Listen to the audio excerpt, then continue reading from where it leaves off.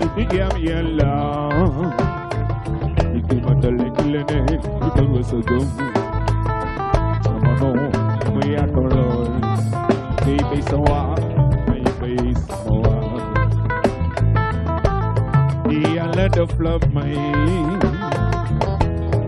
Yalla the flop my Ay makala mamay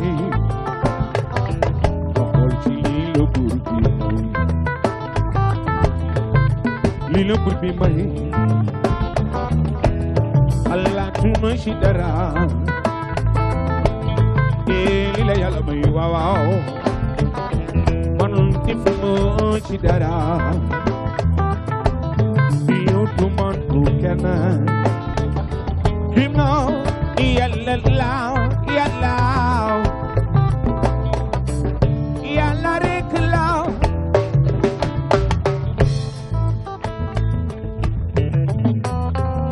Ali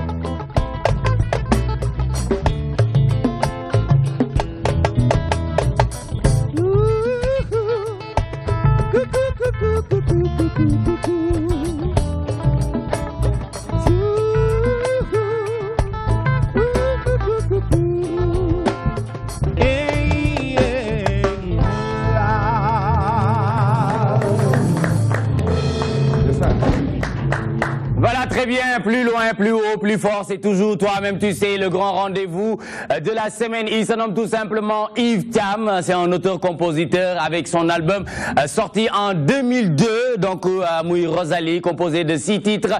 Donc mbokk yi xarit yeeg am di jàmm yi yegg seeti ngeen ci jotaay bu mag bi nga xamante ne saa su ne dañ koy ànd ak yéen ak mbégte Pape Ousmane ñu ànd ak moom ci actualité politique ak sociale tey nag mu dalal Mouhamadou Baro di journaliste waaye nekk tamit au conseiller ndax ñi nga xamante ne ñoom ñooy siège foofu ci au conseil des collectivités territoriales ñu ngi leen di woowee au conseiller donc tey ñu ngi am Mouhamadou Baro moom mooy journaliste waaye nekk au conseiller nag ñu waxtaanee lépp li nga xamante ne soxal na réew mi ci wàllu politique ak social Mbaye Sène pour nous traiter l'actualité sportive Valérie la vitamine de l'âme pour bien sûr l'actualité musicale nationale et internationale tey nag mu ngi ñuy waajal dossier bu mucc ayib bu amati solo ndax liñ fi defoon amoon na solo mu doon dossier jëm ci wàllu mandeng tey ñuy def suite et fin Rougui dans sa rubrique je consomme local moom tamit mu dellu si waat indil ñu Pagne Tissé suite et fin ndax àddina wërngal këpp ñëpp a ñuy woo ci 88 628 11 22 di ko rafetlu bu baax a baax waaye xam ngeen ne am na yeneen daanaan yoo xamante ne ñoom it war nañ leen a dalal fii ngir ñu weccoo lépp li nga xamante ne jëm na ci wàllu xalaat ndax xam ngeen ne c'est l'heure de vous instruire vous divertir mais aussi vous informer loolu mooy toi-même tu sais donc jàpp leen ko bu baax Teranga Band la ñuy àndal muy Yves Thiam moom mooy lead vocal bi def na ay yëf yu am solo ci kanam tuuti dinañ ci waxtaan ngir mu gën a mën a dem ca kaw ca kanam ci lu baax kon tout de suite bien sûr nous démarrons l'actualité de l'internet bu ko defee rek ma defal leen ko ginnaaw Adjara Cissé mu ngi ci lune de miel ba tey waaye ñu ngi koy xaar à bras ouverts c'est tout de suite.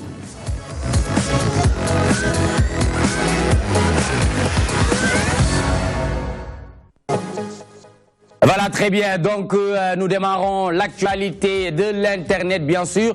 Tey nag ki koy fësal mu di Seneweb. Levée d'immunité, Barthélémy dénonce la démarche des députés. Donc, moom nag ci yëfam ba tey ñu ngi ci donc comme niñ ko xamee 2 ans après la demande qu'il a formulée pour la levée de son immunité parlementaire, Barthélémy Diaz est aujourd'hui sur le point d'obtenir une réponse favorable à sa requête. Sa réclamation est sur la table des députés qui ont créé une commission ad hoc qui va produire un rapport, lequel soumis à la plénière du vendredi 11 novembre 2016 pour ratification.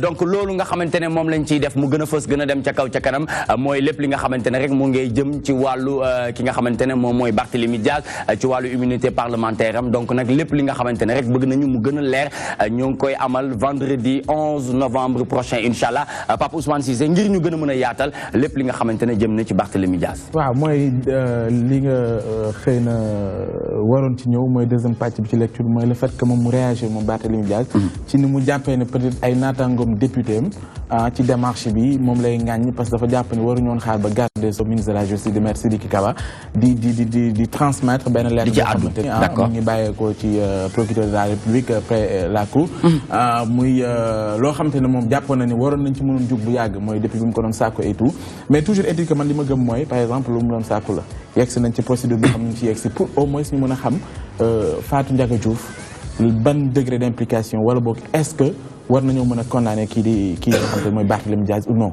pour que au moins affaire boobu noonu ñu classé ko une bonne fois pour toutes Sénégalais yi dem ci leneen donc yegg si nañ ci pàcc boobu dina leer comme ni nga ko waxee sànq que le 11 bi ñu jëm novembre donc ci séance plénière yi ci la ñuy xam exactement ndax dinañ ko lever wala déet ce qui est sûr mooy li ñu wér te wóor ñu xam ni peut-être xëy na dina war a mën a leer mooy à 90% lii di immunité parlementaire Barthélémy Diaz dinañ ko yëkkati man loolu laa gëm loolu nga gëm d'accord très bien monsieur Mouhamadou Baro vrai que vous êtes journaliste mais en même temps vous êtes du haut conseiller collectivité territoriale aujourd'hui quelle impression avez-vous par rapport ak li nga xamante ne moom ñu ngi koy wax ci Barthélémy Diaz nga xamante ne àtte bi ñu ngi koy séntu le 11 novembre 2016 d'abord maa ngi gërëm di la gërëm ak ñi nga xam ne ñoom laa bokkal plateau bi yëpp d'accord di am mbégte aussi di ko rafetlu surtout ci format bi mu am di wax ne li mbiru Barthélémy Diaz dafa nekk mbir mu nga xam ne bu fi yàgg la parce que politique en fait pour ñu dellusiwaatee ci ni muy doxee rapport de force rek la il est vrai que mbir mi xew na bu yàgg mais bi muy xew vous rappelez bien am na camp bi nga xam ne ñoom dañu jàppoon ne ki ci faatu ci ñoom la bokk dañ doon réclamer justice jamono jooju très bien bon quand wu à l'occurrence kan ngay non je veux dire le PDS ak ñi nga xam ne ñoom parce que ki nga xam ne dañ ko faat dañu jàppoon ne dañ ko yebal foofu bon ñoom ay bras ay gros bras la ñuy yebaloon foofu. yebal ay nervi waaw ay nervi. d'accord donc jamono jooju ñoom bi mbir mi amee ak njabootam aussi fa même dañ ko doon réclamer. mbir mi yéex tey ñi nga xam ne ñoo ànd ak Barthélémy Diaz. bokk ak moom lang ñoom tey ñoom la ñuy gis nga mbir mi dafa wëlbatiku ñoom ñooy réclamer. d'accord ñooy wax ne dañu war a lever immunité parlementaire. li muy feeñal foofu rek.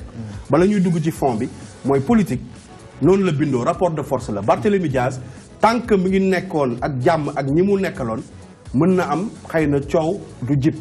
loolu ci wàllu politique bi lay wax. d'accord parce que ay mbokk député am ñi nga xam ne tey dañu sentir ne politiquement li muy def mu ngi leen di gàllankoor.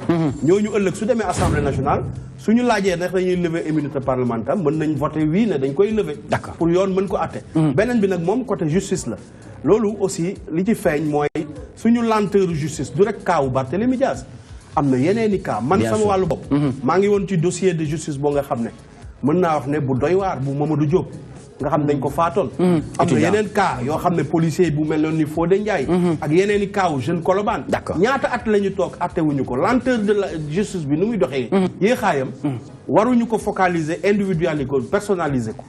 du Barthélémy Diaz kese la mbiram yéex suñu justice nag. dañu nekk jamono jii may wax ci réformer ko.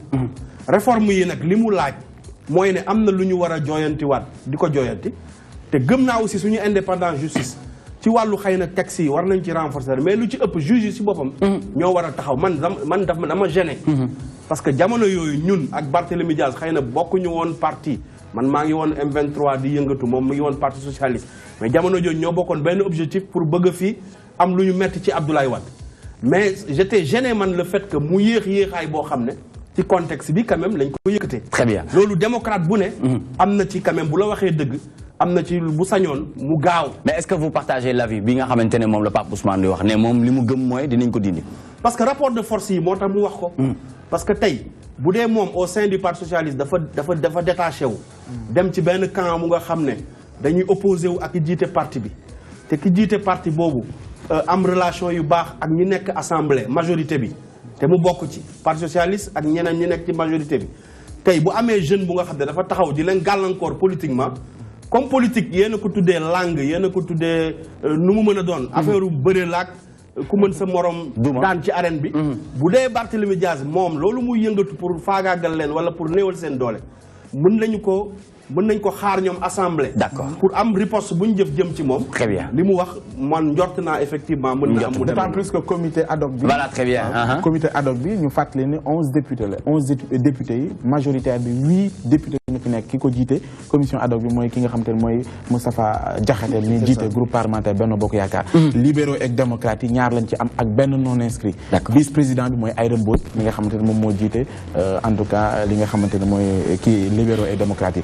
donc ça veut tout dire ce qui est sûr mooy comme ni ma ko waxee sànq lii di immunité parlementaire dinañ ko lever léegi des mooy xëy na ci àtte beeg yooyu fan lay mujj loolu xëy na dañ ci xam fii ak ay bët. d'accord Mbaye Sène ban avis avis bi noo koy partagé. li ma ci mun a wax rek mooy wax na ko léegi monsieur Diop Baro monsieur Baro wax na ko léegi par rapport ak ki nga xamante ne mooy Barthélémy Diaz dañ koy fal Barthélémy Diaz bu ñu koy dugal ci liste député yi Barthélémy Diaz mu ngi woon 100 mètres. dañ ko ciy dugal léegi dugg na ak ñoom boo fekk na mu ngi xeex ak ñoom dem na ba laaj leen ne leen dafa bëgg ñu lever immunité parlementaire moom moo ko wax Barthélémy dinañ ko dindi ce n'est même pas sax une question de minute ou d'heure wax nañ ko léegi y a 8 députés yoo xamante ne ils sont de la coalition Benno Bokk Yaakaar Moustapha Diakhaté moo leen jiite 2 benn non inscrit ak kaw ak ñaar ñoo xamante ne ils sont de l'opposition mais ce qui veut dire c'est favorablement à la coalition Benno Bokk Yaakaar njàngat bi nga xamante ne moom lañ ci mën a def mooy l'exécutif xam nga nee nañ le pouvoir judiciaire le pouvoir législatif ak l'exécutif l'exécutif moo coiffé ñoom ñëpp fi Sénégal exécutif rek a fi am dafa neex le pouvoir exécutif kañ ñu dem jëli ji Barthélémy Diaz di lever immunité parlementaire am loolu la ñuy teg mais quant à dugg ni sax comité ad hoc loolu day guddal jël rek mais ñëpp xam nañ ni dinañ lever immunité parlementaire Barthélémy Diaz pour jéem ko traduire ci yoon loolu très bien lu yàggatul dara. merci beaucoup Mbaye Sène Alaaji Sala bi gi jaay comme ni mu koy tàmm di defee saa su ne di ñu magalee plateau bi borom leçon du jour jàngat ban jàngat nga am ci lii nga xamante ne ñu ngi koy waxtaanee jamono ji ba di ci séntu 11 novembre 2016 loolu nga xamante ne day dem oui wala non pour lever li nga xamante ne mooy immunité parlementaire bu Barthélémy Diaz. nee naa la dëgg rek mooy mujj te newoon naa leen fii bakkan dafa fort koo ko rey di nga ko layoo. bu fekkee moom moo rey parce que dañuy tiire naa ci ay nit dem nañ ci hôpital yi mais néew na léegi maa rey nag mais donte bakkan faat na ci te moom tiire ne victime la mais li ci gën a am solo bu am ci solo mooy li monsieur Bara wax léegi suñu justice ni muy doxee dafa yéex te am na dossier yoo xam warul yéex gis nga dossier faat bakkan dañ ci war a taxaw mu gaaw parce que ki ñu rey dafa am ndey am baay am famille ki rey aussi am na ndey am na baay am na famille te ñun ñëpp ay sénégalais lañ donc am na dossier yoo xam dañ ci war a taxaw mais li ci ñëpp ñaawlu mooy loolu pourquoi pas ñu toog ba léegi 2 ans après ñu koy soog a yëkkati c'est parce que bi mu nekkee ak yéen comme li Mbaye Sène wax bi muy ànd ak ñoom di xeex 100 mètres la nekk ñu jël ko def ko député ba tey bi muy nekk de am na ñu doon wax ci famille Ndiaga Diouf naan pourquoi am na sax Barthélémy fu daan gën ñu naan ko assassin image yaa ngi ci télé yi bien sûr ay mbokk ñooñu aussi di kaas ku mel ni Mamadou Lamine Thiam di nijaayu Ndiaga Diouf famille yooyu dañuy kaas parce que maa ngi ñoom ñoo dëkk mais li ci am solo ba am solo ci donc comme Barthélémy ci boppam nee na moom nañ lever immunité parlementaire am ki bëgg fu mu fanaan ak ki bëgg ko wéetali te jël buntu bi leen boole. Très bien. C'est important. Voilà, très bien. Merci beaucoup Aladji Sala Bigué Ndiaye moom mi nga xamante ne moo ñu tàmm di magale plateau bi. Vous avez pu remarquer ces soucis techniques donc muy panne d'électricité donc mais ñu ngi leen di proposer une page de bande annonce bu ko defee ñu dellu si waat sur le plateau de Toi-même tu sais, c'est tout de suite. Excellence, Monsieur le Président Macky Sall, bonsoir. Bonsoir. Je suis dans le temps de l'action. Et je dirige le pays, donc forcément ma responsabilité n'est pas la même que celle de l'opposition. Sa surexposition médiatique ne vous gêne pas? Il y a un pays réel, il y a une tempête médiatique permanente à Dakar. Vous êtes disposé à discuter, à dialoguer avec toutes les composantes de l'opposition, sans exception? Pourquoi? Mais l'opposition, c'est l'opposition. Moi, je ne fais pas de distinction entre membres de l'opposition. Pour dialoguer, il faut discuter avec le ministre de l'Intérieur. Le calendrier électoral des élections autour du mois de juin 2017. On a largement le temps. Donc, 9 mois quand elles même. se tiendront à date échue. Bien sûr. Pourquoi voulez-vous qu'elles ne se tiennent pas à bonne date? Je ne vois pas. D'ailleurs, je ne vois pas la raison de ce débat. Il est absurde. Il y a un agenda, un calendrier républicain. Pourquoi les gens se posent des questions si oui ou non on va tenir les élections? Non, vous savez que depuis que je suis là, toutes les élections ont été tenues à bonne date. Donc, pourquoi on spécule sur des hypothèses qui ne reposent sur rien? La matérialisation du statut du chef de l'opposition, où est-ce que ça bloque? De votre côté ou du côté de l'opposition? Non, ça ne peut pas bloquer de mon côté, c'est moi-même qui l'ai proposé. Il aurait été plus logique que le candidat arrivé second puisse incarner l'opposition. Encore une fois, je ne fais pas de fixation sur la personne qui pourrait incarner ce rôle maintenant ou dans l'avenir. Il n'y a pas d'enjeu pour moi. Selon vous, qu'est-ce qui fait que la pauvreté ne recule pas? Le taux de pauvreté a baissé. C'est indéniable. Nous sommes un pays pauvre. Notre économie n'est pas encore une économie d'un pays émergent. Les efforts en termes de stabilisation des finances publiques. Les institutions de la République, que ce soit l'Assemblée nationale, que le Parlement, que ce soit le Conseil économique, social et environnemental, le nouveau Haut Conseil, ces 3 institutions réunies n'ont pas un budget qui fait 30 milliards de francs CFA. Il faut qu'on revienne sur la réalité des chiffres. Si on regarde de près, il n'y a pas de quoi fouetter un chat sur la mise en place de ce Haut Conseil.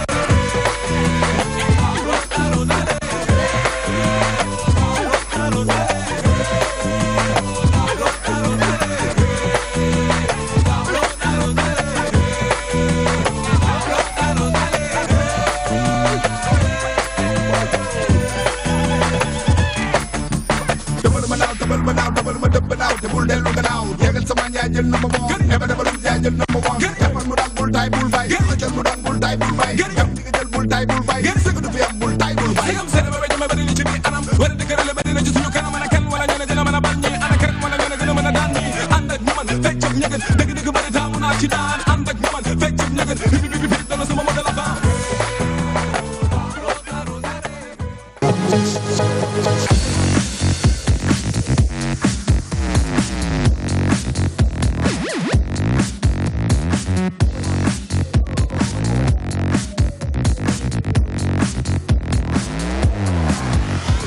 Très bien, merci de nous retrouver chez vous bien sûr. Donc xam ngeen ne ñu ngi jégalu bu baax ci lépp li nga xamante ne am na muy dog-dog bi amoon léegi nii ba tax na dañuy continuer rek ànd ak yéen bëggal leen sargal leen cuuraayoo leen xam ngeen ne ci bés bi Mouhamadou Baro muy journaliste nekk au conseiller moom la ñu dalal ngir waxtaan ak moom lépp li nga xamante ne rek soxal na askan bi ci wàllu politique ak social.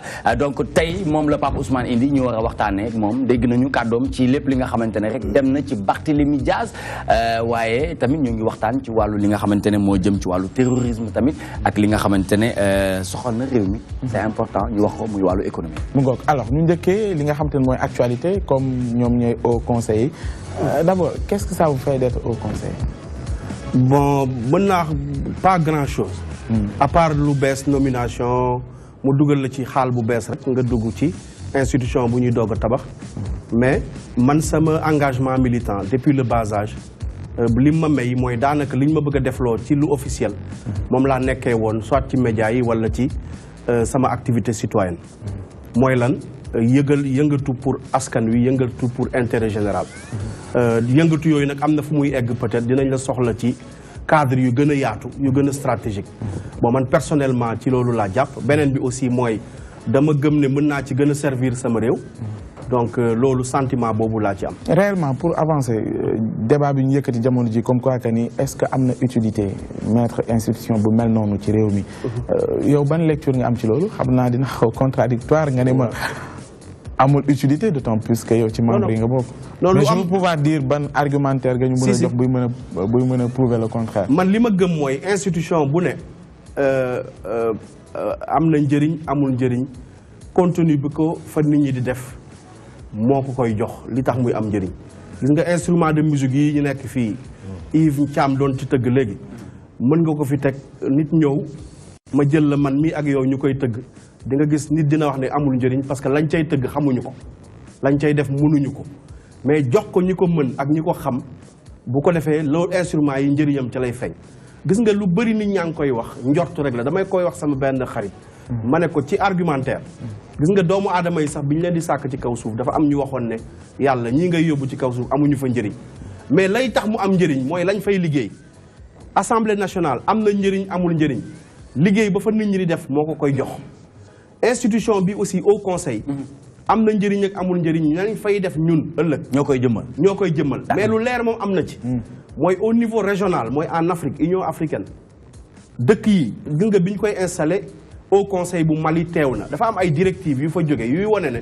réew yi war nañu samp ay au conseil ba même au conseil bi nga xam ne moo tënk Afrique yëpp bu yàggul dinañ fi daje fii ci réew mi donc am na njëriñ ci façon boo xam ne li ñuy tuddee léegi démocratie participative moo am parce que état yi léegi soo xoolee ci njàng ci média li ñu doon def mënatuñ ko léegi dëkk yi dëkkaan yi ñoo ko war a liggéey yooyu ñu koy liggéey nag dafa war a am ay réflexion stratégique ak ay taxawaay yu mag yu ñuy nar a def te état yi mënuñu ko démocratie boobu ñu yóbbu à la base su amul institution yu mag yu ko mën a saytu di ko xalaatal développement bi ñuy wax à la base du mën a dox léegi nag loolu ute naag nag politique politicienne mooy nit ku toog fële rek ñu bëri ñu lay wax ne amul njëriñ soo leen laajoon luy mission wu au conseil ak lu tax ñu samp ko ak fan la jëm duñ la ko wax dañ naan la rek amul njëriñ day yàq xaalis day def nangam man débat boobu. mais yow souvent débat politicien mais par exemple ci mission yooyu dinañ ci ñëw mais li ma bëgg a wax mooy ñi fondé seen argumentaire ci ne amul utilité maanaam day ñi nga xam te ni gis nañ ni président de la République Macky Sall bi mu accédé au pouvoir ak léegi lu tolloo ak ñeenti institution teg na ko bi ci mujj mooy bi ko jiitu avant boobu mooy commission nationale du dialogue des territoires bi nga xam te ni Djibo Ka moo ko jiite mais li ko jiite am na au conseil du dialogue social am na conseil économique social et environnemental su ma jëlee ci bii ma mujjee lim ci biñ fi nekk ak léegi lu ëpp 14 rapports yu mu jébbal njiitum réew mi di président Macky Sall rapport yooyu mu ko jébbal te boo demee ci loi de finance bi créé boobu institution da lay wax ci article 6 ni gouvernement bi dafa war a informer ci assemblée maanaam suite rapport yi nga xamante ni njiitum réew mu ngi koy jot ci ay recommandations wala ci ay avis yi muy joxe pour wax suite yooyu fan lay mujj jusqu'ici amul benn ci rapport yooyu nga xamante ni njiitum réew jot na ko chaque année yuy wane ne ci suite yi am na ci benn direction bu mu joxe pour wan que ni ñii liggéey bi ñu def kat am na solo ci wàllu gis-gis wala xalaat boo jëlee yéen seen institution bi ngeen yor ni nga xamante ne c'est une chambre consultative maanaam ay idée ay xalaat ngeen di émettre ci gox-goxaati ni muy joxe d'une manière générale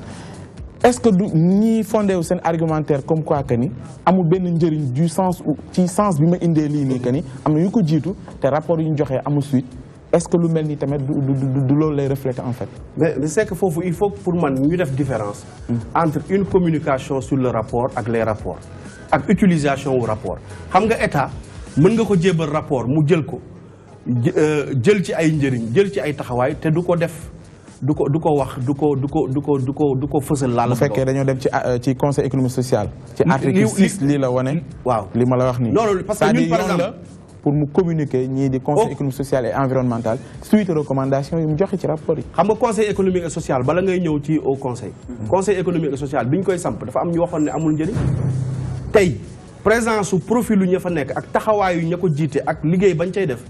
wane na ne tey laboratoire yi gën a mag ci Sénégal conseil économique et social ci la bokk en termes de réflexion stratégique ak nu ñuy orienter état bi parce que. ci lan. mais est-ce que am na ay jéego yoo xam ne def nañ ko en fait loolu la yu ñu mën a laal. loolu foofu laay ñëw. xam nga foofu li koy feeñal lan la. lenn li ci ñun la. mooy man tey je suis un homme de média yow journaliste nga ñu fi nekk yëpp ñu ngi liggéey ci média est-ce que gis nga ci média yi ñun ñu yittewoo yu mel noonu tey mooy dem toog conseil économique et social laaj leen seeni rapport documents yi ñu gëstuwaat ko.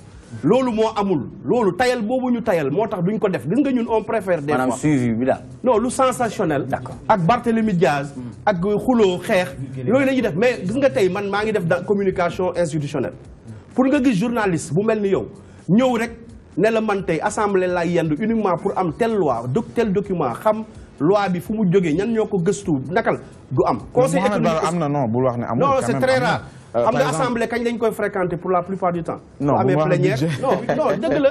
non am su dañu accepter rek. ay député député tu ne vas même pas bañuma mais dama bañ nga généraliser am na liggéeyu journaliste yoo xam ne quand même mais dama bëgg a wax ne néew na am na mais néew na mais bu ma tontoo sa wax dama la bëgg a woon foofu ne par exemple ñun au conseil li texte yi wax mooy annuellement war nañu def rapport bu wone ne ñun président de la République lii la ñu gis ci doxalinu collectivité territoriales yi lii baax na ci lii baaxu ci gëstu ci et waruñu yem foofu gis nga moo tax ma ne la contenu bi ñun ñoo koy jox yow institution soo joxee rapport ba pare mais waroo yem foofu président même bu xooloon sa rapport tey taxaw ci wala mu ñàkk cee taxaw am na gëstu ak taxawaay yoo waroon def ba loolu war a am waaw mais kon yow ba léegi yaa ngi firndeel li may wax kon tey boo jëlee conseil économique social et environnemental bu yàggul gis nañu def porte ouverte journée porte ouverte pour lan pour askan wi gën a xam ñoom lan mooy seen liggéey mais je veux pouvoir dire ci li nga wax sànq nii continue ñoo koy jox ñoo war a am ay activités annuelles yoo xamante ne selon ci seen i mission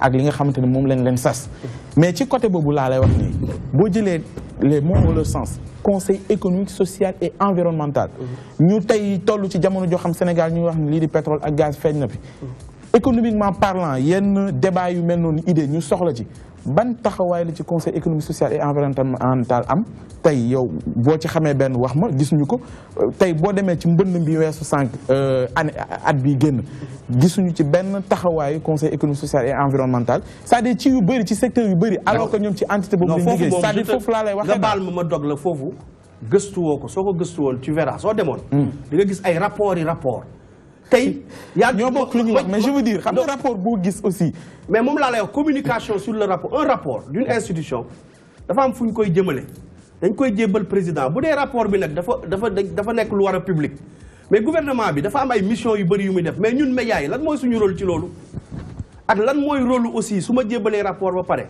ban travail la ñi nekk ci institution bi war a liggéey pour rapport boobu ñu siiwal ko tey su ma la ñëwoon tey commandé la benn émission ne la man de dama bëggoon wax ci nangam waxuma bon jubalewuma ko fii ci média bi. D'accord. En général.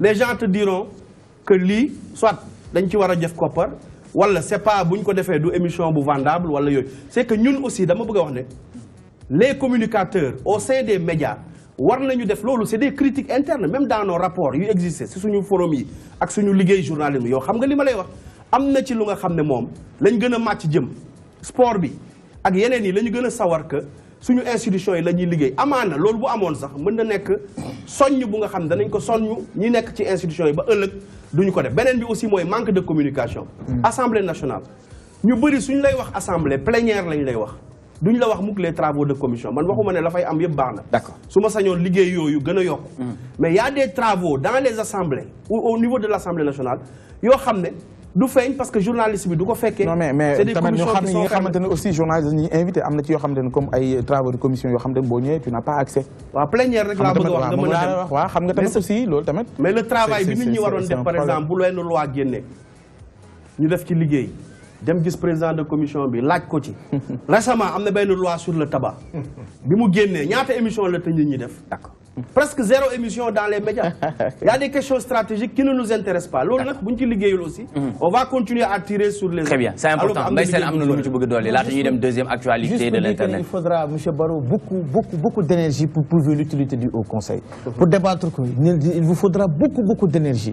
À l'aube de la seconde alternance, fi nga xamante ne mooy Sénégal, la suppression du Sénat, ñu indi ñu le Haut Conseil. On avait dit que suñu supprimer Sénat bi, c'était plutôt xaalis boobu ñu jël ko dugal ko ci inondation bi ak ci askan wi ñu indi ñu le Haut Conseil ku waxoon loolu waaw mais non boobu bu ñu koy dindi la Macky Sall moo ko waxoon dañuy supprimer Sénat bu ñu koy def sax il n'avait consulté le président n'avait consulté personne dafa jóge voyage ñëw aéroport Léopold Sédar Senghor rek ñëw ne dañuy la suppression du Sénat les gens ont applaudi parce que c'était une très bonne décision du président de la République mais maintenant 2 ans après c'est pour satisfaire les alliés politiques on comprend le président de la République il a mis son Haut Conseil boo xamante ne bi man de bokk naa ci ñi nga xamante ne nee naa amuñ benn utilité et pour tënk rek concernant li nga xamante ne mooy le conseil économique et social nee ngeen ñu ngi wax waxu rapport waaw d'accord mais tey pour defe naa askan wi le président de la République bi nga xamante ne moo nekk à la tête du pouvoir nekk ci réew mi tey defe naa lu baax su amoon ci rapport yooyu wala loo xamante ne peuple bi dinañ xam ne kat ñoom liggéey nañu dinañ ko divulguer c'est toujours ça que je voulais participer. Voilà, très bien, merci beaucoup Mbaye Sène. Toujours nous continuons l'actualité de l'internet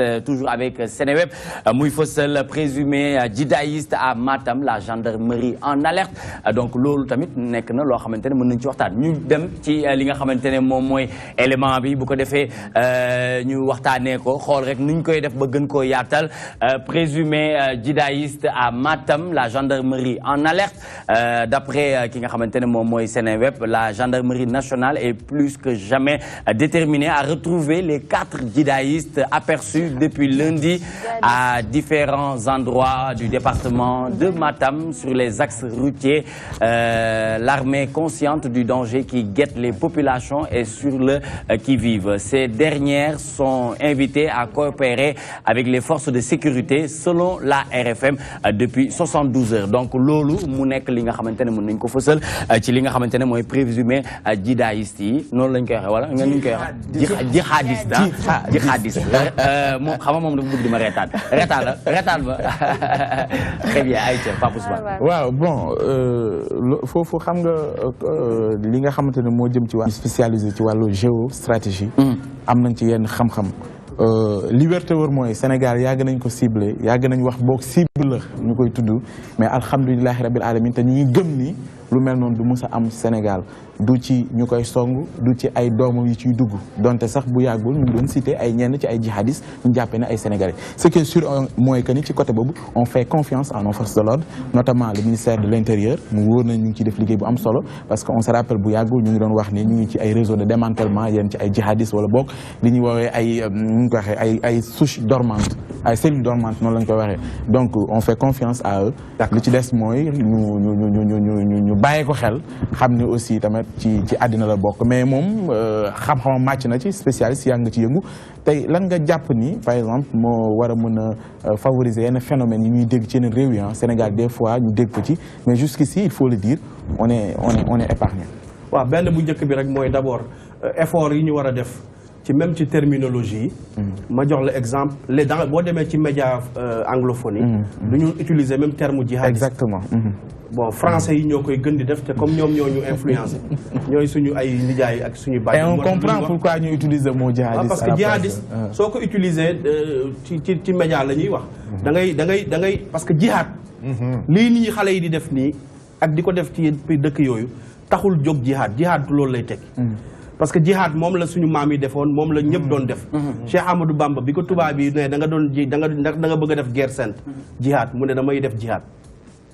ñu ne ko ci lan mu ne ko ci xam-xam ak ragal yàlla parce que dafa am lu ñu fekk këram am sénégalais bu dem comme li xew ba tey rek sénégalais yi ñooy dem di jaay seen morom yi ñu dem ne na tubaab yi dañu fekk kër Serigne Touba ay armes yu ñu protégé parce que ay meubles la yu ñu ko may yu ñu enveloppé ñu ñëw def c'est encercler kër gi laaj ko mu ne damay jihaad ñu ne ko ci lan mu ne ci xam-xam ak ci ragal yàlla le mot jihaad ça signifie effort la racine jihad ça veut dire effort effort bu ko julli di def mën na nekk tous les plans économique culturel lépp looy def loo xam ne pour askan wi la yaa ngi ci jihad mais léegi lañ ko galvaudé tuddee ko jihad mooy lii ñuy def te loolu ils ont fait exprès beneen bi mooy terrorisme niñ koy définiree moo baaxul te loolu médias yi aussi dañ ci war a liggéey parce que ku définiree terrorisme jour bi nit ki ñëw yor arme bi wala bombe bi éclaté ko yow xamoo terrorisme parce que terrorisme bombe bi muy kalaate loolu presque fekk na kon def nga ñaar fukki at après terrorisme parce que terrorisme c'est un état c'est une dynamique c'est une situation terrorisme ñi ngi koy dund te bombe tàkkagul situation terrorisme lan la bi muy def ci effectivement parce que terrorisme la première cause bi spécialiste yi di wax mooy l'idéologie te idéologie bi mënatoo ko téye mu ngi nii léegi Nicolas si internet la doon lire li mu doon wax terroriste bi léegi su bëggoon Nicolas lire ko mën na ko envoyer message ma koy lire rek wala mu bañ ko lire mooy internet bi amul frontière xalaat yi mi ngi dugg donc médias yi internationaux yi ñoom ñi ngi ciy jaarale di ci divulguer seen i ay wax ak seen i jëf xale yi di ko xool fii beneen bi mooy suñu fekkee suñu réew yi am situation yi jafe pauvreté ñàkk jàng ñàkk taxawaay bu doy loolu mën na nekk luy favoriser terrorisme léegi nag suñu bëggee ñun suñu réew yi ñoom ñu ñuy alerter ñoom tubaab yi comme fii àdduna bi yaa ngi fiy bëgg a tas te ñoom terrorisme bi nekk lu leen laal ëpp ñun lim ñu laalee ba pare ñun ñuy nangu tubaab bi du ñu orienté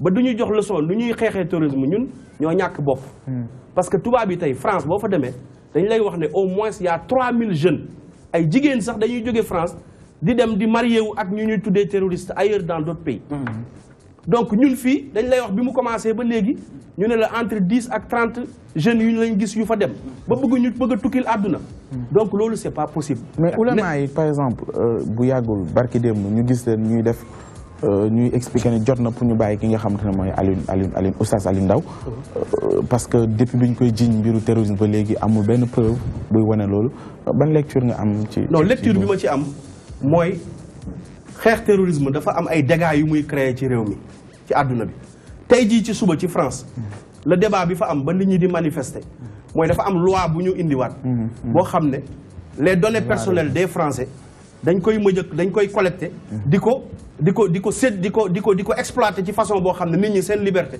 ak seen kiiraay presque amatul kon xeex terrorisme dafa am ay excès yu ciy faral di am surtout nag suñu réew yi soo moytuwul bëgg a xeex terrorisme bi suñ ko bàyyee rek aux seules forces sécuritaires mën nañ ci dugal lu ci bokkul parce que dafa am ay enjeux financiers yu ci am parce que tubaab yi dañ lay boo demoon tey jam ñaajo di nga gis benn poste bu mag foofu gendarmerie buñ fa def ay machines yu mag ñuy contrôler oto yi di contrôler nit ñi yooyu dañ ñu koy may dañuy yónni ay fonds ci réew mi dañ koy yónnee suñu ay forces de sécurité dañ leen di yóbbu ay mission buñ mooy tuul mën nañ dugg ci forme boo xam ne danañ ko waxee Oustaz Alioune Ndao war nañ ko mën a bàyyi mais Oustaz Alioune Ndao mënoo tëj nit mu def at te waxagooñu lan la def c'est ça le problème te kenn xameewu ko woon loolu avant c'est ça qui pose problème Oustaz Alioune Ndao man biñ ko jàppee lu mu defee quelque temps bëgg xam lu xew dem naa ba këram enquêter xool de gis njaboot gi gis mënuñu sur des indices il se peut que mu am ay indices comme par exemple kii bi fekkoon ci moom ñañ jàppoon am na ci koo xam ne ba muy dem doomam yi fa la leen bàyyi ñu jàng alxuraan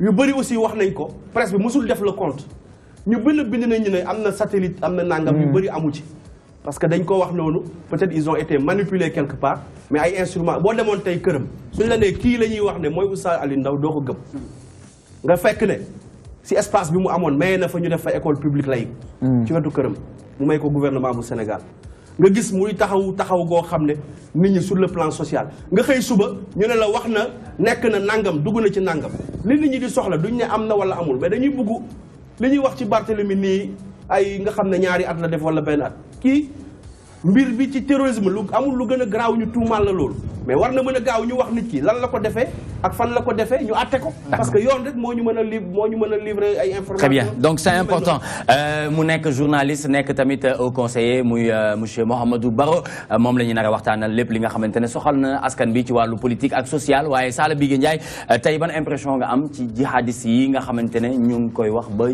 gendarmerie def ci alerte bu mag.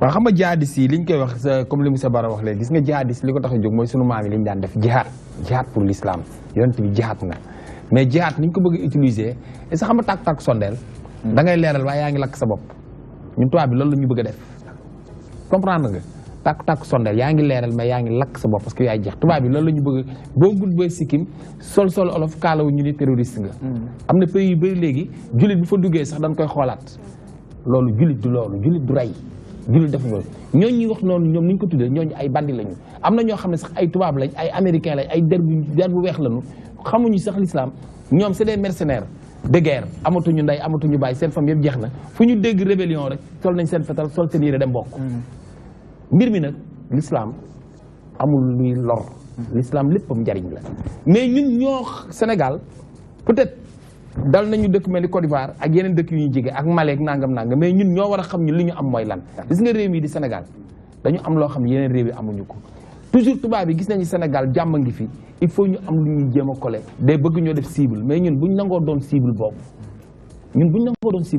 suñu état yi nag ñoo war a jël yooyu matukaay xam ñun suñu réew mi réewum jàmm la réewum jullit la ay mag ñu baax a fi ñaan kon ñun ñoo war a xeex loolu bañ a ànd ak tubaab bi ci loolu ñuy tubaab bi di jéem moo tax ma ne ñun bu ñu doon tàkk-tàkk sondeel d'accord di leeral mais di lakk suñu bopp di leeral waaye di lakk suñu bopp très bien Baro au-delà de agitation bi autour de terrorisme bi ñuy dégg jihadisme fii ci Sénégal lan nga laa yaakaar ni mooy enjeu yi au-delà de agitation bi jàpp nañ fii jàpp nañ fa parce que aussi war nañ mën a am hauteur mën a discerner ci ginnaaw agitation bi lan mooy message bi ak lan mooy enjeu yi waaw mais pour ñu discerner ko dana jafe parce que contrôler wuñu discours bi sur le terrorisme ci médias yu bitim réew yi la presque la ëpp doole ñun suñu médias yi presque relais lañu ci médias occidentaux yi moo tax enjeu yi aussi lenn la mooy Afrique mënuñu dem tant que amuñu ay médias yu fort heureusement léegi ñu ngi liggéey ay liggéey yu am solo lii par exemple ñu def ci TNT am ay groupe yu ñu ko dénk sénégalais yi mu ñu jox ko am média sénégalais muy yéen loolu rafetlu la mais dañ ko renforcer ba ëllëg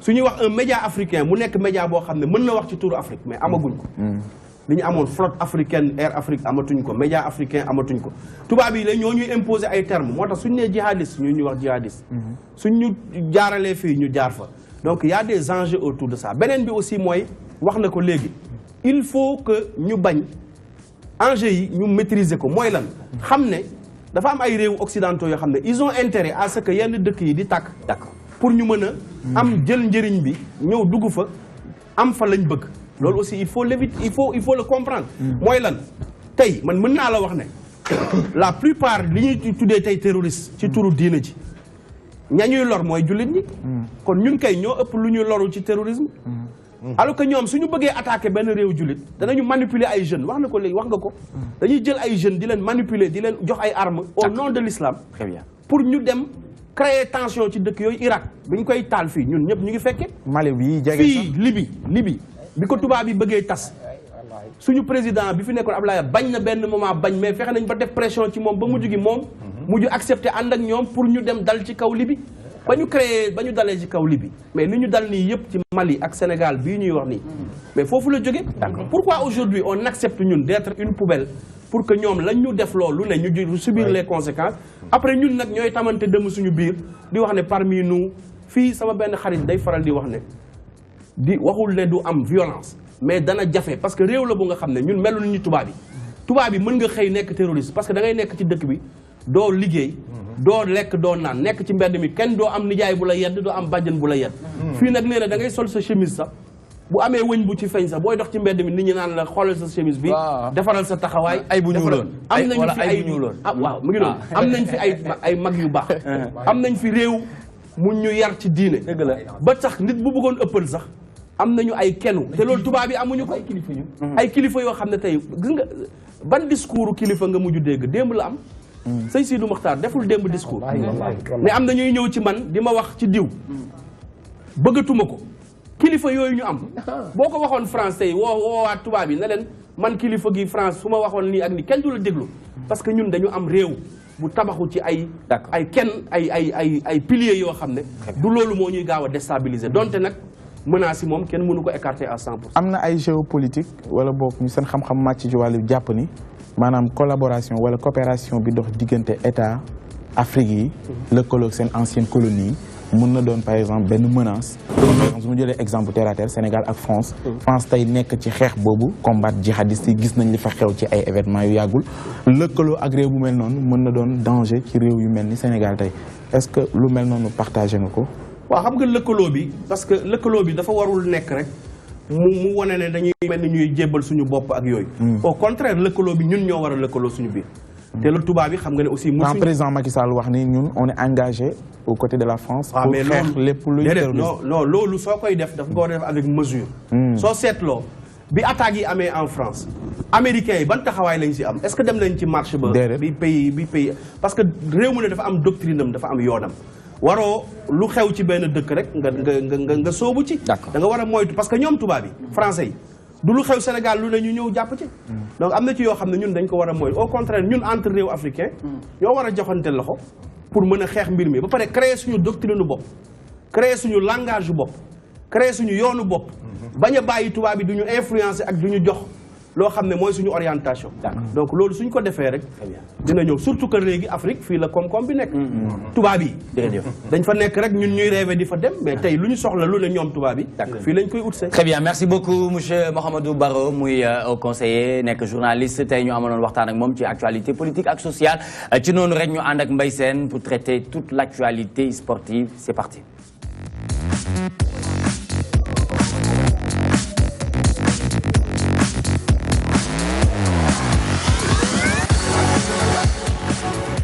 Très bien, nous démarrons l'actualité sportive avec l'équipe nationale du Sénégal. Kara Mbodj blessé, qui pour le remplacer? Effectivement, Nicolas, Kara Mbodj blessé, qui pour le remplacer? On a tendance à passer à Zarko Touré.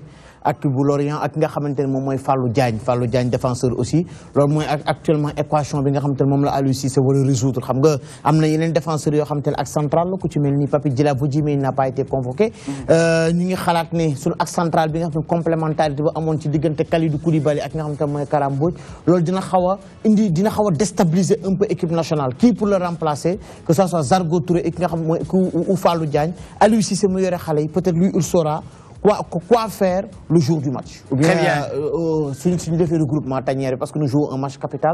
Je ne dirais pas capital, mais important face au Bafana le 12 novembre. Le 12 novembre. Très bien, Inch'Allah. Ligue des champions, Paris Saint-Germain contre Bayern. Paris Saint-Germain, non, Bayern avec Bayern Atlético de Madrid, Arsenal. Qualifié, voilà, Arsenal qualifié. Qualifié. C'est juste pour dire que hier, l'attraction a été le match à l'Etihad Stadium. C'était le Football Club de Barcelone qui se déplaçait pour aller défier Manchester City. Une semaine avant, Manchester City avait été battu au Camp Nou par un score sévère, 4 buts à 0 par cette équipe du Football Club de Barcelone. Démb nag mu nekk match boo xam ne important pour Pep Guardiola ci deux façons benn bi xam na ne derrière la Borussia Mönchengladbach bi waroon a mën a ñëw ci gannaawam tolloog moom point et deuxième acte moo nekkoon Pep Guardiola devait vraiment faire face au Football Club de Barcelone. Est-ce qu'il est bon, est-ce qu'il a vraiment les moyens et les capacités pour gagner équipe bi nga xam ne moom la Luis Enrique di entraîner. Il a fait hier un excellent match des Citizens, que ça soit Kevin De Bruyne, la recrue phare, Gundogan, Nolito, Sergio Kun Aguero, ils ont vraiment été présents. Ils ont battu le Football Club de Barcelone 3 buts à 1. Et ça fait maintenant 2 ans et demi. Le Barça n'a pas encaissé plus de 2 buts d'écart. C'était face au Bayern de Munich. D'accord. Après Ligue des Champions, nous avons petit tennis, bien sûr. Master 1000 Paris-Bercy. Master 1000 Paris-Bercy, juste balaa ñoo egsi tennis bi Nicolas pour Atlético Madrid et le programme du jour. Je pense que ni rapidement ou bien on passe directement. Vas-y. Juste pour dire que hier aussi l'Atlético Madrid s'est imposé grâce à Antoine Griezmann. Le Bayern de Munich aussi s'est imposé. Les 4 équipes sont qualifiées. Et pour terminer, l'équipe bi nga xamantene mom moy Arsenal. Maintenant, muy Bayern de Munich, di Atlético Madrid wala di Arsenal, di Paris Saint-Germain, on saura qui sera leader du groupe parce que c'est important. Le leader du groupe mom moy dem match aller et retour mom moy recevoir terrain. Muy Paris Saint-Germain, Arsenal, chacune des deux équipes voudra être leader du groupe. Muy Bayern de Munich ak équipe bi nga xamantene moy Atlético Madrid aussi, ça sera un match important à l'Allianz Arena parce que c'était Vicente Calderón, Atlético Madrid mom mo gagné le Bayern de Munich. On se souvient de ce match-là 2-0. Les Bayern, il a l'obligation, parce que c'est des 7, lors des demi-finales de la dernière Ligue des Champions, Atlético, grâce à Antoine Griezmann, a éliminé le Bayern. Mais d'ailleurs, Atlético a gagné la troisième rencontre à l'espace de 3 à 4 mois. Il faudrait que aussi les joueurs de Carlo Ancelotti soient réveillés pour battre Atlético Madrid. Mais juste pour dire que ça soit Atlético Madrid, le Real Atlético Madrid, le Paris Saint-Germain, Arsenal, ils sont déjà qualifiés pour les 8e. En attendant les matchs de ce soir, éventuellement une qualification de la Juve, du Real de Madrid et éventuellement de l'AS Monaco. Ce sera qui? Juve et Lyon? Juve-Lyon. Effectivement, Juve-Lyon au Juventus Stadium, ça sera en Italie, mais ça sera un match très très difficile pour les Lyonnais. Très électrique. Voilà, très bien. Donc après Ligue des Champions, nous passons à Tilinga Khamentene Momoy tennis, Master 1000 Paris-Bercy. Paris-Bercy, Master 1000, tout à l'heure, le match de Wilfried Tsonga s'est imposé en 2-7, 7-4, 7-2. Il va rencontrer Nizokori. Bon, il y a un match important de Nizokori parce que Nizokori, il est 4e classement ATP, juste derrière Novak Djokovic, qui éventuellement devrait perdre sa place de numéro 1 mondial au détriment de Andy Murray, l'Écossais. Wilfried Tsonga, il a déjà remporté le Master 1000 de Paris-Bercy. Les obligation, les demi-finales, parce que c'est important. C'est le représentant français, tout à l'heure, Gilles Simon était en train aussi de jouer, nous avons 7-6, 7-4, le premier set. Nous avons aussi éliminé. Ce que veut dire les Français se font éliminer petit à petit, alors que le Master 1000 se fait en France au niveau de Paris-Bercy. Très bien, et pour finir, Miroslav Klose qui tire sa révérence. Oui, Miroslav Klose, tu sais, Nicolas, il a joué en 2002, il a joué en 2006, il a joué en 2010, il a joué aussi en 2014. C'est pour vous dire qu'il a fait 4 Coupes du Monde. C'est rare à être souligné.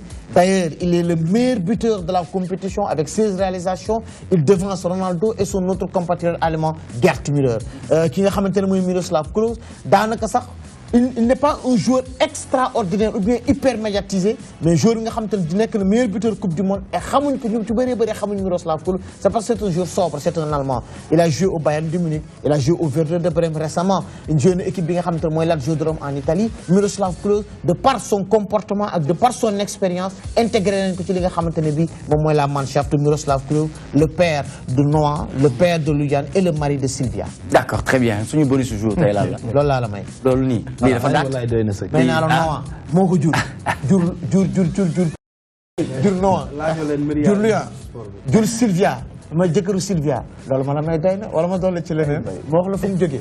Juste pour te dire que ni daanaka sax nee nañ c'est un Polonais de souche moom ak Podolski. Ils ont été naturalisés bokkut ak dënd bi nga xam te mooy sud-africain boobu doon jël nationalité allemande ñu voté ko fa li nga xam te mooy assemblée. D'accord, très bien, merci beaucoup Mbaye Sène. Toute l'actualité sportive, performance yi nga xamante ne ku ne soxla woon na koo xam Mbaye Sène indil nañu ci ay leeral waaye tamit de l'autre côté nous venons de recevoir ñi nga xamante ne ñoom ñooy ànd ak ñun ci li nga xamante ne mooy salon international du pagne africain de Dakar, SIPADAK. Donc nous recevons Marie-Geneviève et Yolande Adjé. Bonsoir Marie-Geneviève, Yolande Adjé. Vous allez bien? Très bien. Donc qu'est-ce qui se prépare? Salon international du pagne africain de Dakar, SIPADAK. Ça signifie quoi, SIPADAK? D'accord, d'accord. On revient tout à l'heure vers vous. Merci beaucoup Yolande et Geneviève. Donc léegi nii ci kanam ñu waxtaan ak ñoom ci lépp li nga xamante ne dafay soxal seen salon international bi. Moustapha Ndiaye mu ngi ñëw ngir xool seen micro buñ ko defee ñu jublu ci ki nga xamante ne moom mooy suñu invité du jour ci wàllu musique muy Yves Thiam. Yves Thiam benn album boobu ak tey daanaka jàppal ne 2002 ak tey nga def album boobu nag xam nañ ne Rosalie la tuddoon nga def ci li nga xamante ne moom mooy 6 titres ku ne nag Yves Thiam day wax variété ah parce que bu dul dara da nga génnee ci benn école muy Vieux Fay ngeen liggéey bu am solo donc tey nii ci ñi nga xamante ne mosuñu la découvrir buñ ne Yves Thiam mooy kan loo ñuy tontu. salaamaaleykum maa ngi nuyu ñëpp di nuyu bépp téléspectateur DTV di nuyu sénégalais yëpp bàyyiwuma kenn di la nuyu yow it ak ñi ma bokkal plateau bi bon man Yves Thiam benn niveau talent la du sax talent la bu dëkk. parce que gars yi niveau talent moom existé wu. waaw banlieue yàgg a xoslu yàgg a ñafe ci musique bëgg musique trop di ko def bon 2002 boobu avant 2002 laa xamante ak Vieux maak Fay ndax en 99 laa ñëw këram di ànd ak Vieux nekk ko nice yóbbu ma ay Mboro ICS imposé fa orchestre ma nekkoon fa di way nekkoon ci orchestre bi bon mu bëgg ma tette ma lu bëri ci moom laa ko xamee dëgg la bu ñu jógee ci loolu ma ànd ak feek Fat Lawbe parce que damay def sabar di jouer di def loolu waaw ñenn ñi xam nañ loolu ci waaw ñu bëri xam nañ loolu ci man parce que waaw léeg-léeg bu ma joué bu ma woyee ba mu neex ma damay joué perki may doon joué ak Fat Lawbe ba ñu def ñëpp def na damay joué rek perki rek laay def ma continuer di way Jok Salam Diallo def naa ak moom 1 an et quelque parce que aw naa ko yu bëri def naa kër yi man ak Daba Sëy Moussa Diouf la même chose Keba Seck mi ci nekk la même chose am naa tamit ñu bëri ñoo xam ne ànd naag ñoom ku mel ni Waziz Diop Waziz Diop grand Waziz waaw bien sûr ak sama grand bi nga xamante ni Jean-Pierre Leuz bu Sorano moo ma yoroon auditionné ma def audition bi mu jàll ñu commencé def tournée yi man ak ñoom daal mën naa ne 2007 ba léegi man ak ñoom ñi ngi ànd waaw 2007 ba léegi man ak ñoom ñi ngi ànd def ay tournée léegi ci tournée yooyu sax yi yëg nañ ci ne def nga ay tournée sous région bi ah dem nga ci ay dëkk dem naa ci Bamako ak ñoom dem naa ci Burkina Faso ak ñoom dem naa ci tamit Mauritanie dem naa Gambie ak ñoom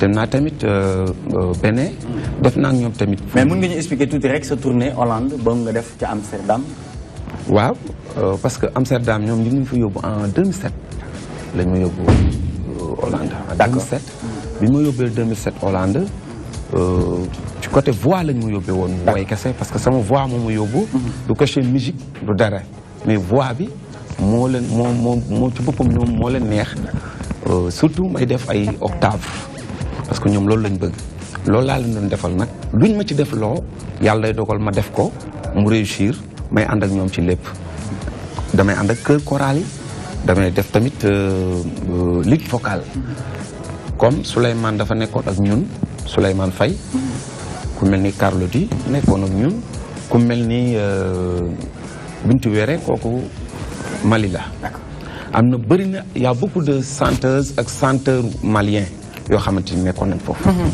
may liggéey ak ñooñu mais musique sénégalaise bi nag sama deret la waaw yàgg naa ci dëgg la yàgg naa def mbalax yàgg naa tëgg sabar yàgg naa way ci programme yu ndawaan yi yàgg naa def lu ne ci côté musique sénégalais mais yàlla suñu borom moo dogal 2002 laa am ak producteur bi rendez-vous ci côté produit ci laa njëkk a def album ba ma defee album defaatuma album waaw parce que li ko waral mooy dama bàyyi lépp def top acoustique topp beneen musique bu dul mbalax musique boobu ma topp nag deful benn produit lu dul sama yoon ak Fada Freddy bi ma def ak moom gospel 2014 bien sûr kooku dinañ ci dellusiwaat léegi en attendant ñu ànd ak Valérie pour toute l'actualité musicale c'est tout de suite.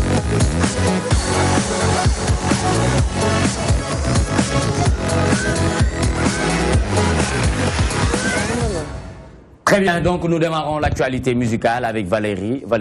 Voilà, donc tey Nicolas dañoo fas yéene waxtaanee lépp lu jëm ci instrument yi nga xam ne moom mooy former musique mondaine nee naa la tey dama la fas yéene wax ci juróom-ñaari instruments yi nga xam ne ils sont essentiels tey mënoo def tey yor sa orchestre te instruments yooyu doo ko yor donc ñu njëkkee ci li nga xam ne moo di djembé donc djembé moom day signifier ci tubaab tambour parce que djembé c'est un mot mandin donc c'est un instrument de percussion utilisé ici en Afrique donc dafa dem sax bu méngoog li nga xam ne moo di objet d'art parce que dafa méngoog gënd donc gën ci boppam la xaw a méngol donc mu nekk itam benn fût de bois donc évasé si li nga xam ne moo di peau de chèvre wala itam peau d'antilope.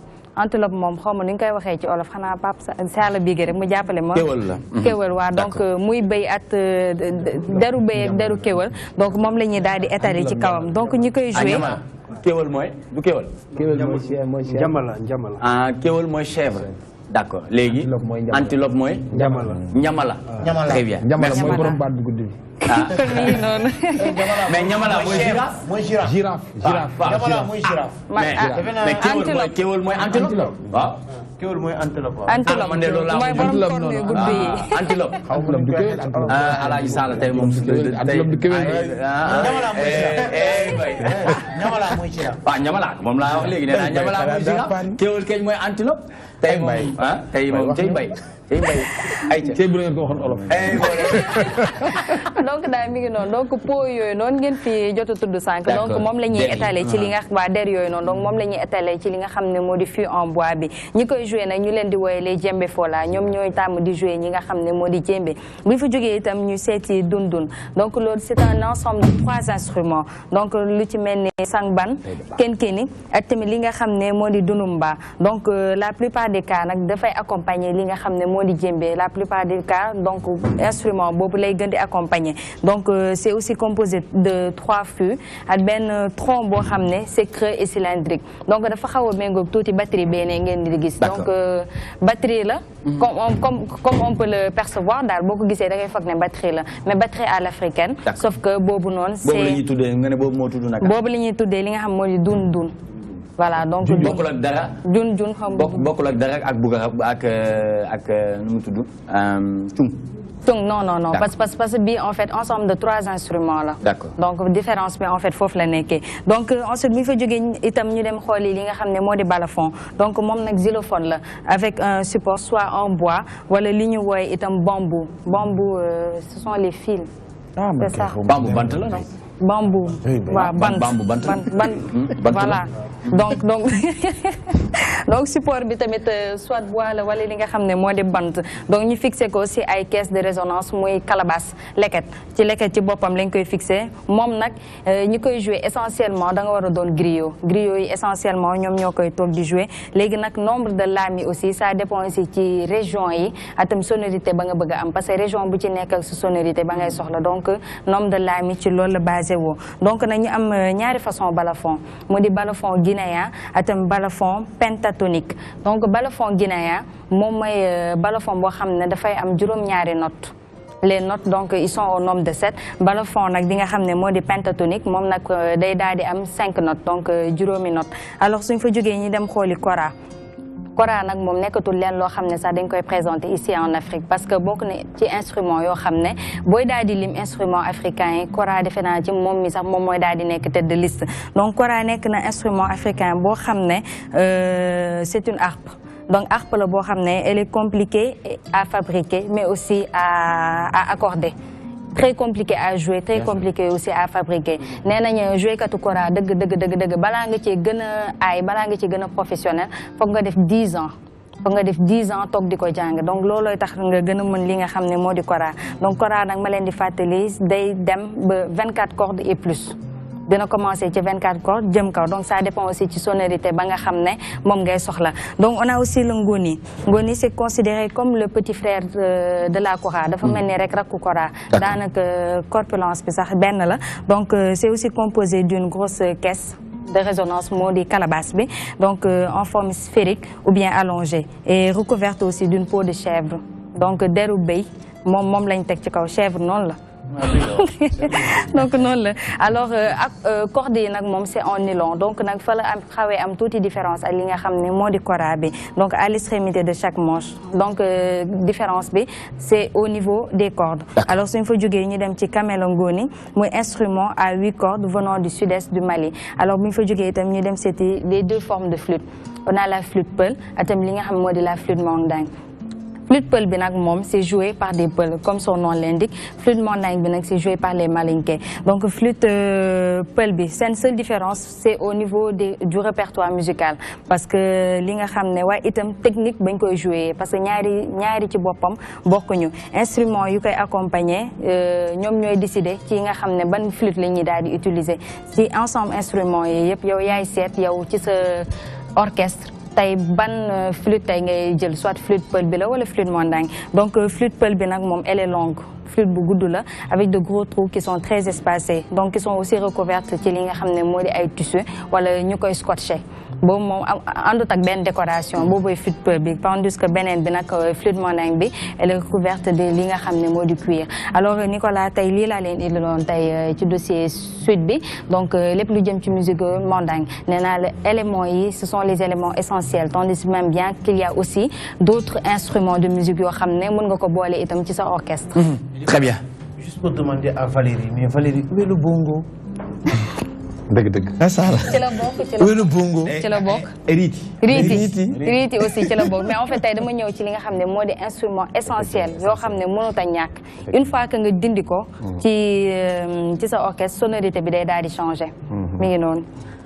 D'accord, merci beaucoup Valérie pour l'actualité musicale li mu indil muy dossier def ko ci wàllu musique mandingue Alaaji Sala Bigué toi-même tu sais tey nag am nañ juróom benn at muy 6 mois demain juróom benn weer am nañ ko ci diggante 2 mai ak li nga xamante ne moom mooy 2 novembre.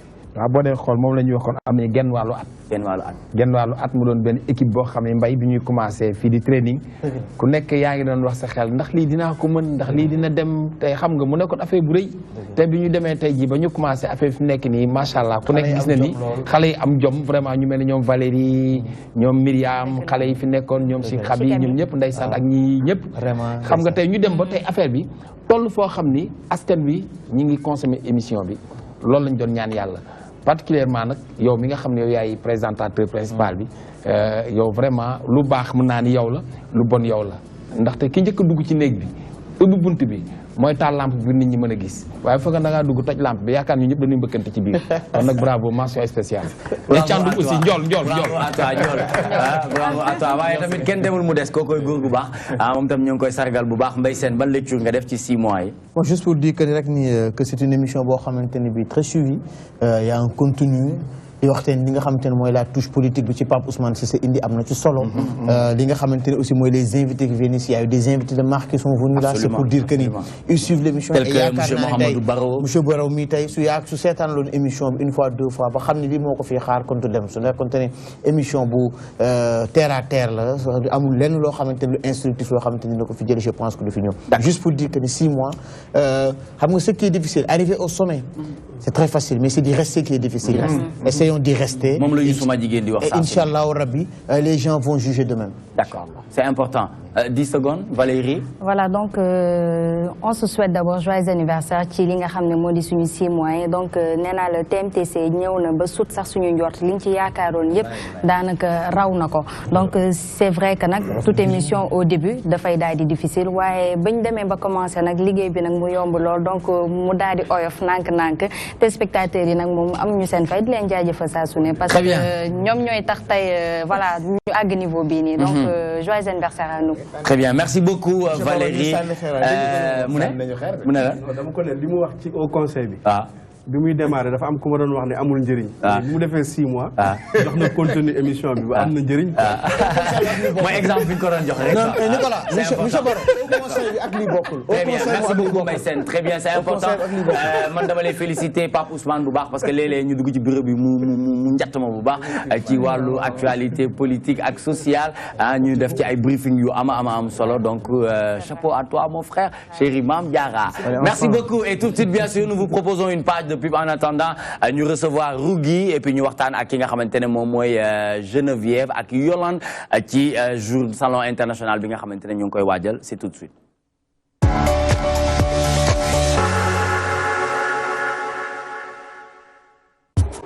Fondé en 2011 au cœur du quartier du Point E de Dakar, le concept de l'Institut de beauté Caresse a été pensé pour s'adapter au rythme d'une clientèle urbaine et pressée.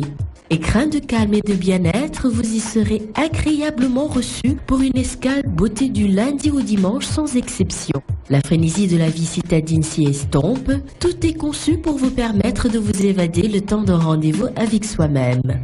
Caresse, c'est aussi l'expertise et la qualité de conseil d'une équipe de maquilleuses, d'esthéticiennes, coiffeurs et coiffeuses professionnelles, formées et expérimentées pour répondre à vos attentes.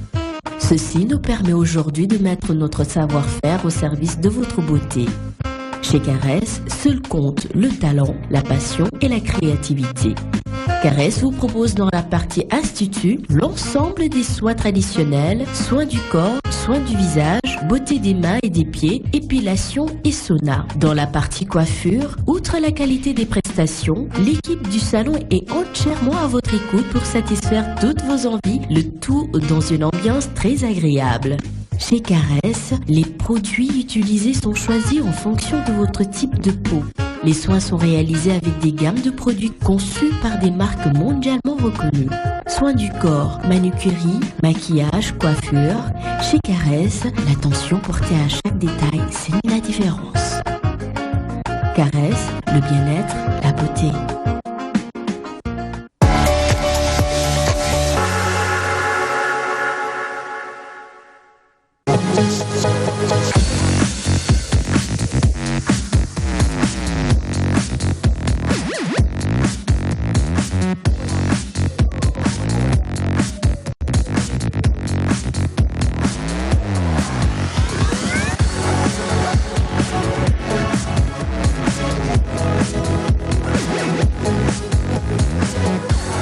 Donc retour sur le plateau, Yangen Kogisando, après cette page pub, donc une mention spéciale à tous les Sénégalais d'ici, Salon international du pagne africain de Dakar. Qu'est-ce qui signifie? Ça signifie quoi, SIPADAK? Merci. Le SIPADAK, c'est le Salon international du pagne africain de Dakar, qui, pour sa première édition, se tiendra du 4 au 6 novembre 2016 à la place du Souvenir. Le SIPADAK, c'est une plateforme d'échange entre les différents acteurs du pagne, à savoir les artisans du pagne, les commerçants du pagne, les amoureux du pagne, pour développer des thèmes qui tournent autour du pagne, les différents types de pagne que sont le wax, le pagne tissé, le faso d'enfanie, etc. Donc, de façon spécifique, le SIPADAK, Salon international du pagne africain, va se dérouler sur 3 volets. D'accord. Nous aurons le volet exposition et vente des articles faits à base de pagne, sacs en pagne, objets de décoration en pagne et le pagne lui-même, y compris les vêtements. Et le deuxième volet, c'est le forum qui va débattre des thèmes tels que rôle et origine du pagne dans les sociétés africaines. Et pour ce faire, nous allons aborder 2 sociétés, la société sénégalaise et la société congolaise, qui est le pays invité d'honneur pour ce salon. Et le troisième volet, le deuxième thème abordé est entreprendre avec le pagne, où nous aurons des artisanes, des entrepreneurs du pagne qui vont débattre sur le thème. Comment vous pensez entreprendre le pagne? Entreprendre avec le pagne, ce thème va aborder des aspects liés à l'accès au financement. Les mesures d'accompagnement des femmes, des micro-entreprises qui interviennent dans ce domaine. Et le troisième jour, nous verrons un défilé de mode avec des stylistes de renommée internationale tels que Colé Ardosso et Gilles Touré de la Côte d'Ivoire, Patrick Casso, Nana Wax, etc.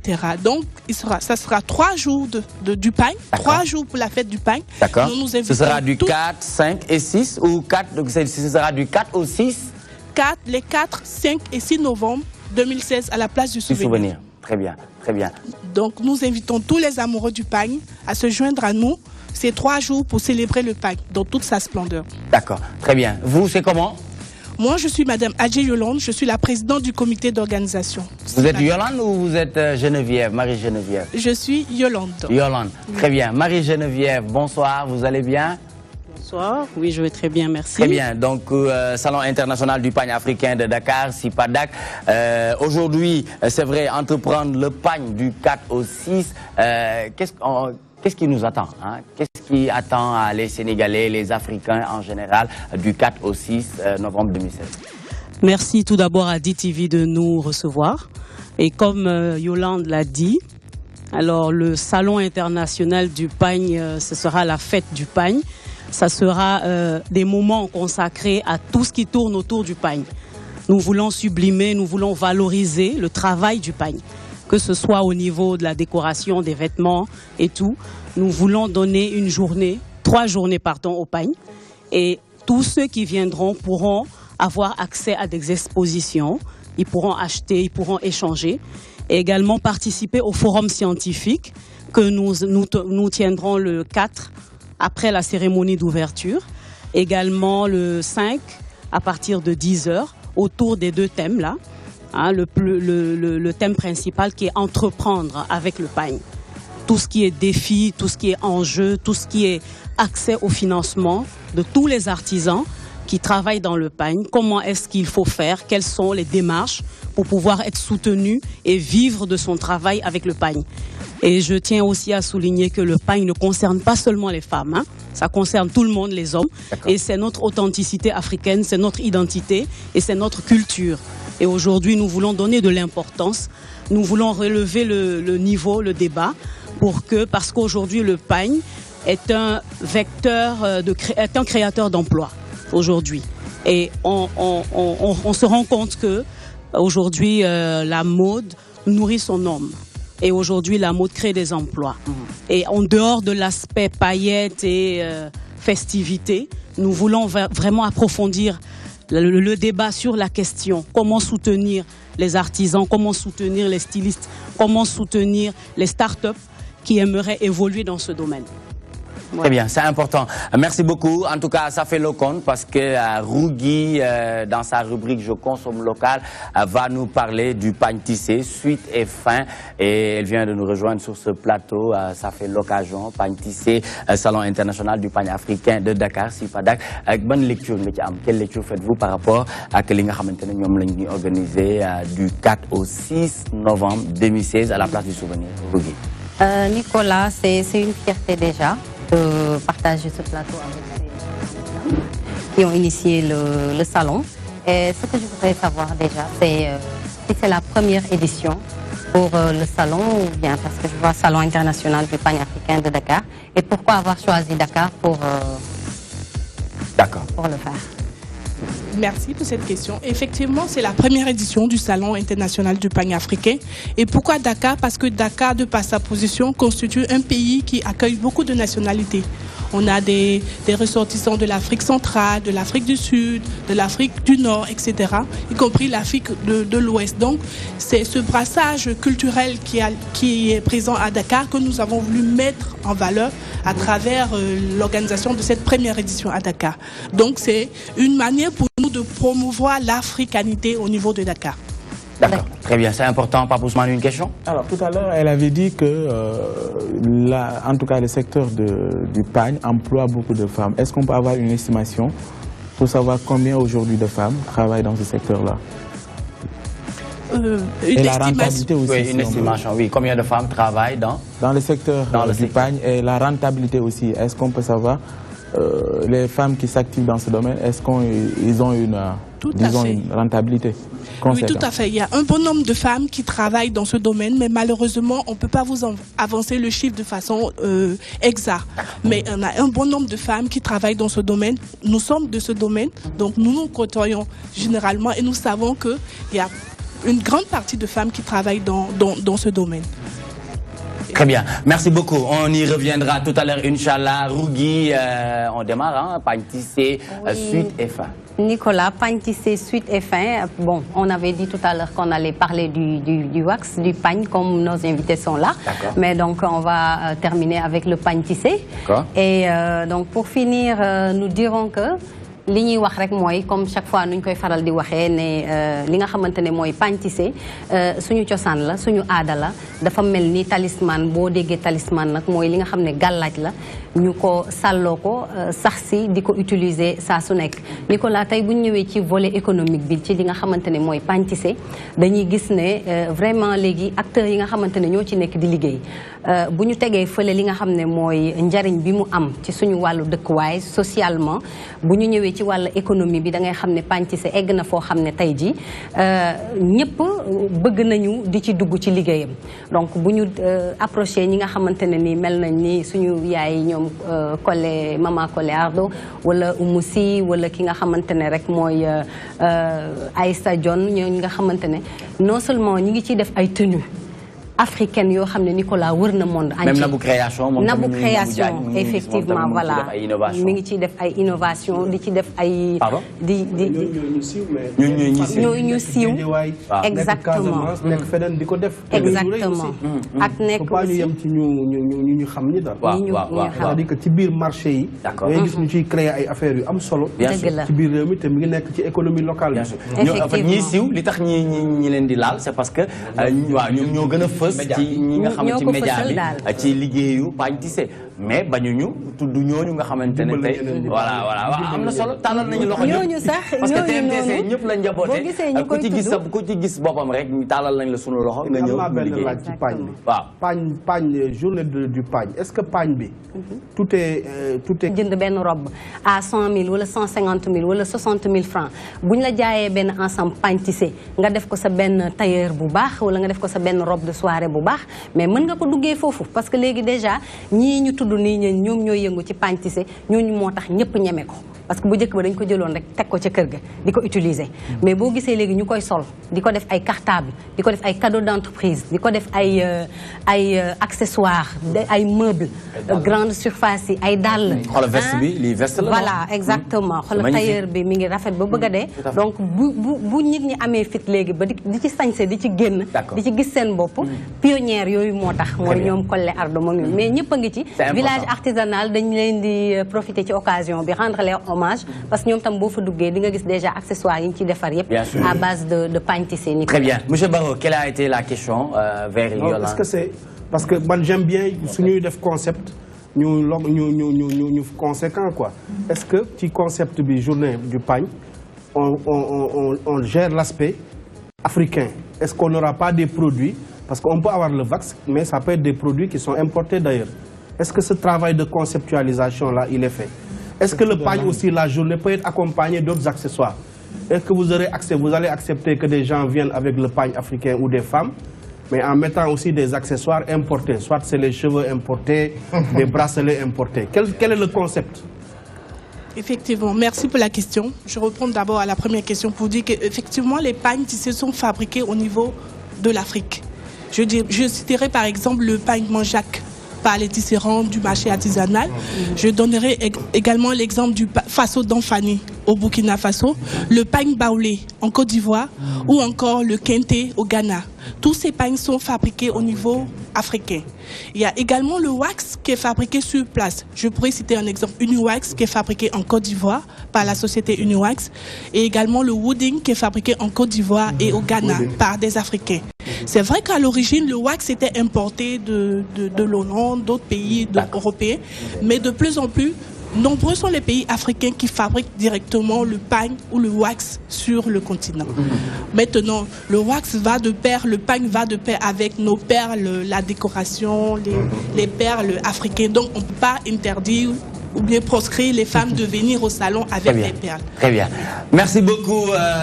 Donc, on fait appel à tous les Sénégalais, les Africains en général, de venir en masse à la place du souvenir du 4 au 6 pour, bien sûr, assister au Salon international du pagne africain de Dakar, SIPADAK.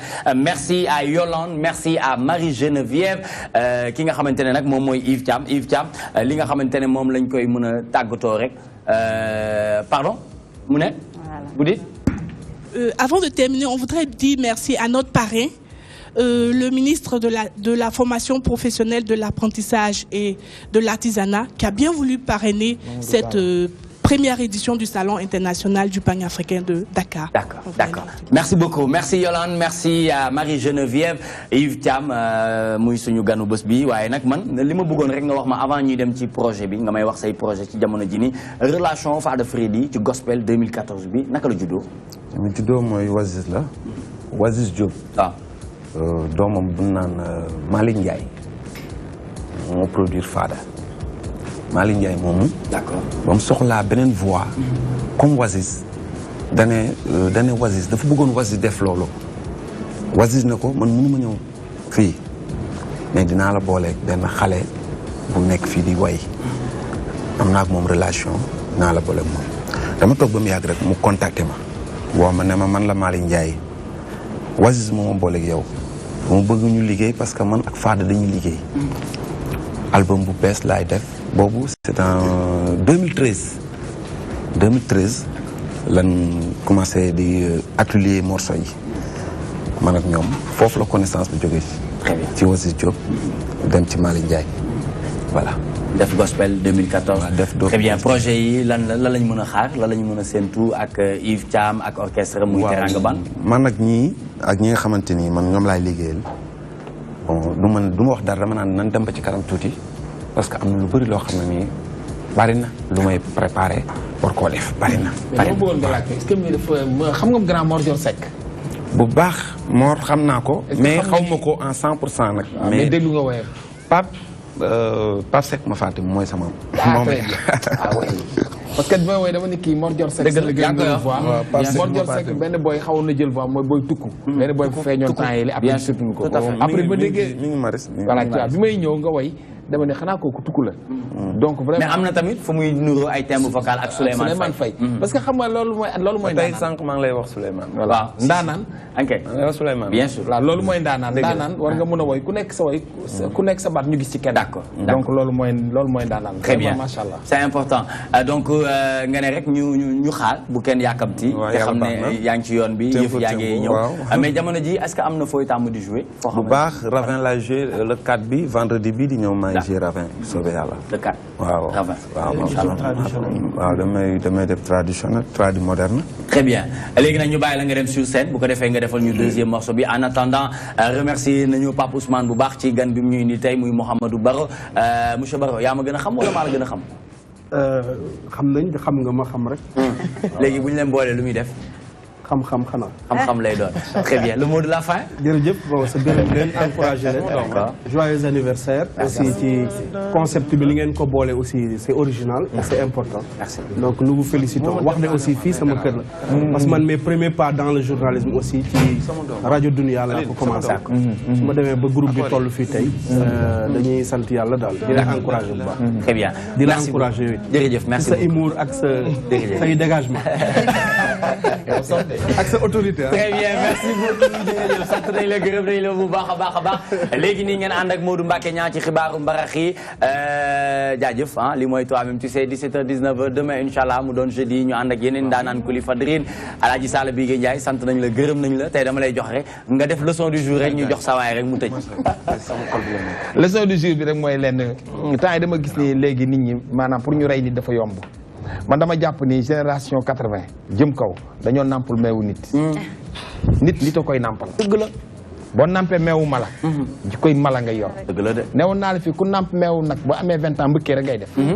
ku namp meew te kenn du namp meew di gàll bi nekk waaw. boo nampee meewum golo nekk ci dëkk bi ca lacc lu ne nga dugg ci ku jur kii nit ñi nanu delloo si wat xol yi bësaat rey xam ni rey nit du loo xam ne dañ koy foyee. te réew mi fi mu toll nii toll na fa xam ne wallaahi al-azim man su may daw ci tali bi Nicolas baal ma laay jàppoo boo ma tooñee sax naa la baal ma c'est parce que du ragal mais moytu la réew mi moo toll foofu nañu delloo si xel yi bés xol yi xam ne adduna bi dañ fay jaar di jàll te dund gu rafet moo gën dund gu ñaaw. Très bien, merci beaucoup et tout de suite sur scène ce sera avec Yves Thiam et son orchestre Teranga Band. C'est parti, Teranga Band.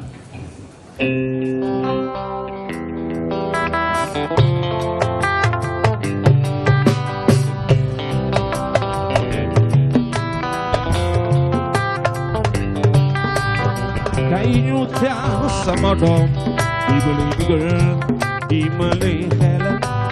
Kayu tahu office, dibeli girl, dibeli hela dom.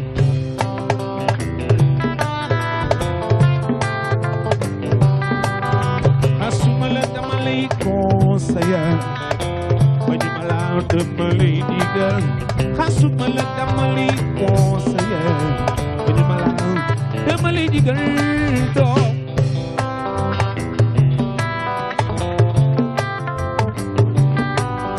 ku sañoon bu jure sa doom fi gënul te doodu ko gën ndax nga yeddi yer ba mu baax mu génnee àndandoo yu bon yi depuis moo indi jikko bu ba ko yare woon baay